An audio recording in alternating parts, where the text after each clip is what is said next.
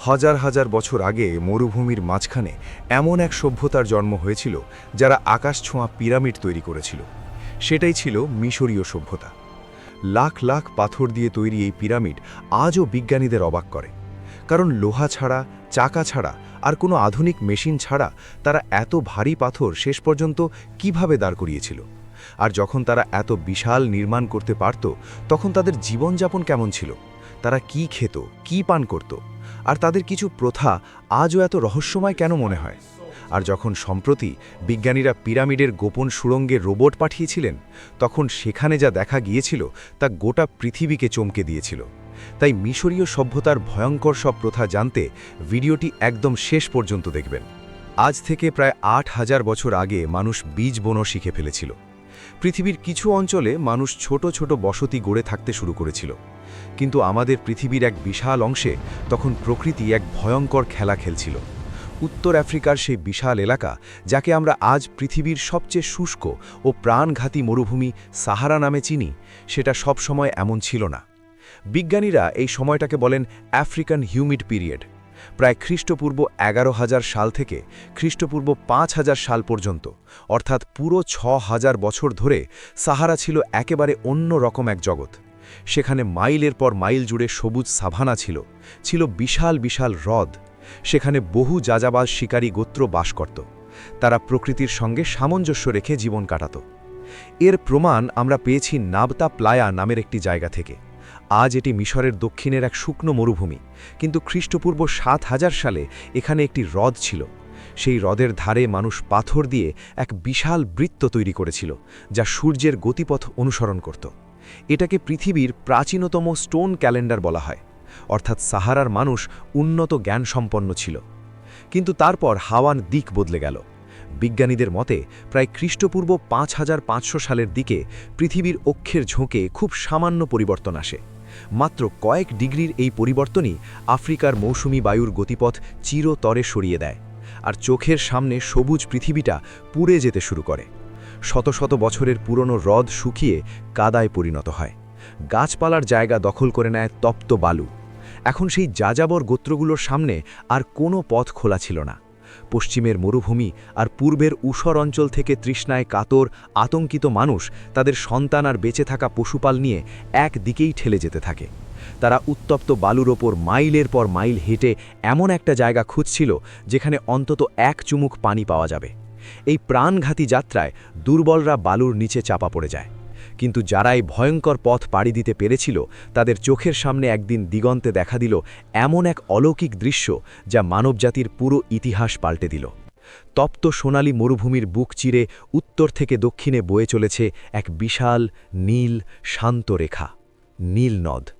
ক্লান্ত বিধ্বস্ত সেই শিকারীরা যখন ঠান্ডা পানিতে হাত দিল, তারা মনে করল তাদের যাত্রা শেষ হয়েছে।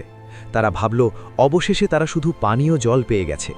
তারা তখনও জানত না যে নদীর তীরে আজ তারা ক্লান্তি মেটাচ্ছে, সেই নদীর পাশেই তাদের ভবিষ্যৎ প্রজন্ম একদিন এমন পিরামিড দাঁড় করাবে যা হাজার হাজার বছর পরও মানুষের মস্তিষ্ককে স্তব্ধ করে দেয়। কিন্তু এখনও একটু বড় প্রশ্ন রয়ে গেল, যারা গতকাল পর্যন্ত শুধু শিকার করে বেঁচে থাকত, যাদের কাছে বড় প্রযুক্তি ছিল না, সম্পদও ছিল না, তারাই পরে আকাশছোঁয়া পিরামিড নির্মাণকারী সভ্যতায় পরিণত হলো কিভাবে? যখন নীল নদ প্রতি বছর ভয়ঙ্কর বন্যা এনে সবকিছু ডুবিয়ে দিত, তখন তারা কিভাবে এই নিয়ন্ত্রণহীন পানিকে বশে এনে কৃষিকাজ শুরু করল? যাযাবর মানুষের তৃষ্ণা মিটেছিল ঠিকই, তারা ভেবেছিল এখন শুধু নদীর ধারে শিকার করবে আর বেঁচে থাকবে। কিন্তু তারা একটা বিষয় জানত না, এই নদী কোনো সাধারণ নদী নয়। প্রতি বছর নির্দিষ্ট মৌসুমে শান্ত নীল নদ হঠাৎ এক ভয়ঙ্কর রূপ নিত। তার পানি ফুলে ফেপে উঠত, আর মুহূর্তেই তীরের মাইলের পর মাইল জমি বন্যায় তলিয়ে যেত। শুরুতে শিকারীরা মনে করত এটা কোনো দেবতার অভিশাপ। তারা প্রাণ বাঁচাতে উঁচু জায়গায় পালিয়ে যেত। কিন্তু কয়েক সপ্তাহ পরে যখন বন্যার পানি নেমে যেত, তখন সেটি ধ্বংস নয়, বরং এমন এক আশ্চর্য জিনিস রেখে যেত যা সেই যাযাবর মানুষকে এই ভূমিতে স্থায়ী হতে বাধ্য করেছিল। বন্যার পর নদীর ধারে মাইলের পর মাইল জুড়ে ছড়িয়ে থাকত ঘন কালো ভেজা মাটি। এটা ছিল ইথিওপিয়ার পাহাড় থেকে ভেসে আসা পৃথিবীর সবচেয়ে উর্বর পলি। সেই গোত্রগুলোর মানুষ একটা জাদুর মতো ব্যাপার লক্ষ্য করল। যখন এই কালো মাটির ওপর বুনো ঘাসের, বিশেষ করে গম আর যবের দানা পড়ত, তখন অল্প কিছুদিনের মধ্যেই সেখান থেকে নতুন সবুজ চারাগাছ গজিয়ে উঠত। হাজার হাজার বছর ধরে পশুর পেছনে ছুটা মানুষের মাথায় যেন হঠাৎ এক বিদ্যুৎ চমকালো। সে ভাবল, যদি আমরা নিজেরাই এই বীজগুলো ইচ্ছা করে এই মাটির ভেতর পুঁতে দিই, তাহলে কি আমাদের আর কোনো দিন না খেয়ে মরতে হবে না? এইভাবেই নীল নদের তীরের সেই উর্বর মাটিতে মানুষ প্রথম গম আর যবের বীজ বপন করল। কিন্তু এখানে একটা বড় সমস্যা ছিল। বন্যার পানি তো আবার নদীতে ফিরে যেত, আর কয়েকদিনের মধ্যেই ভেজা মাটি শুকিয়ে পাথরের মতো শক্ত হয়ে যেতে পারত। যদি মাটি শুকিয়ে যেত, তাহলে ফসল পুড়ে নষ্ট হয়ে যেত। এখানেই সেই আদিম মানুষ এমন এক বুদ্ধি ব্যবহার করল, যা তাকে পৃথিবীর প্রথম প্রকৌশলী বানিয়ে দিল। সে বুঝল, শুধু বীজ বপন করলেই হবে না, পানিটাকে মাঠে ধরে রাখতেও হবে। তাই পাথর আর কাঠের সরঞ্জাম দিয়ে মানুষ নীল নদ থেকে নিজেদের জমির পর্যন্ত ছোট ছোট খাল কাটতে শুরু করল। তারা জমির চারপাশে মাটির বাঁধও বানালো, যাতে বন্যার সময় পানি এই গর্ত আর খালগুলোতে জমে থাকে এবং বন্যা নেমে যাওয়ার পরেও অনেক দিন পর্যন্ত ক্ষেত ভিজে থাকে। মানব ইতিহাসে এটাই প্রথমবার যখন মানুষ প্রকৃতির পানিকে নিজের নিয়ন্ত্রণে আনল। আর এই কৃষিকাজ মানুষের জীবন চিরতরে বদলে দিল। সেচ দিয়ে, বীজ বপন করে, ফসল গজিয়ে ওঠার পর সেগুলো ফেলে রেখে অন্য কোথাও চলে যাওয়া আর সম্ভব ছিল না। এগুলোর পাহারা দিতে হতো। আর সেখান থেকেই চিরভ্রমণকারী যাযাবর মানুষের পা থেমে গেল। যাযাবর জীবন শেষ হয়ে গেল, আর নীল নদের তীরে কাশ আর কাদামাটি দিয়ে গড়ে উঠল প্রথম স্থায়ী কুটির। শিকারী এখন কৃষকে পরিণত হয়েছে। কৃষির পাশাপাশি সে গরু, ভেড়া আর ছাগলও পালতে শুরু করল। কয়েক বছরের মধ্যেই এই সেচ ব্যবস্থা তার আসল ক্ষমতা দেখাতে দিল। কুটিরগুলোর সামনে শস্যের পাহাড় জমতে শুরু করল। মানুষ প্রথমবার তার নিজের প্রয়োজনের বহুগুণ বেশি গম আর যব উৎপাদন করল। তখন সেই শস্য সংরক্ষণের জন্য মাটির নিচে গভীর গর্ত আর বিশাল কাদামাটির গুদাম তৈরি করা হলো। এই শস্য ভাণ্ডারই ছিল পৃথিবীর প্রথম সম্পদ।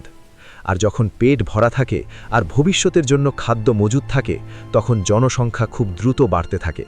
যে কয়েকটা কুটির নিয়ে শুরু হয়েছিল ছোট এক গোত্র, তা ধীরে ধীরে যুক্ত হয়ে বিশাল গ্রাম, তারপর শহরে পরিণত হতে শুরু করে। এই বড় বড় বসতিগুলোই মহান মিশরীয় সভ্যতার ভিত্তি গড়ে দেয়। কিন্তু যেখানে সম্পদ থাকে, সেখানেই লোভ জন্মায়। যখন এই ছোট গ্রামগুলো বড় শহরে বদলাতে লাগলো, তখন সবচেয়ে উর্বর জমি, শস্য ভাণ্ডার আর নীল নদের পানির ওপর দখল নেওয়ার লড়াই শুরু হলো।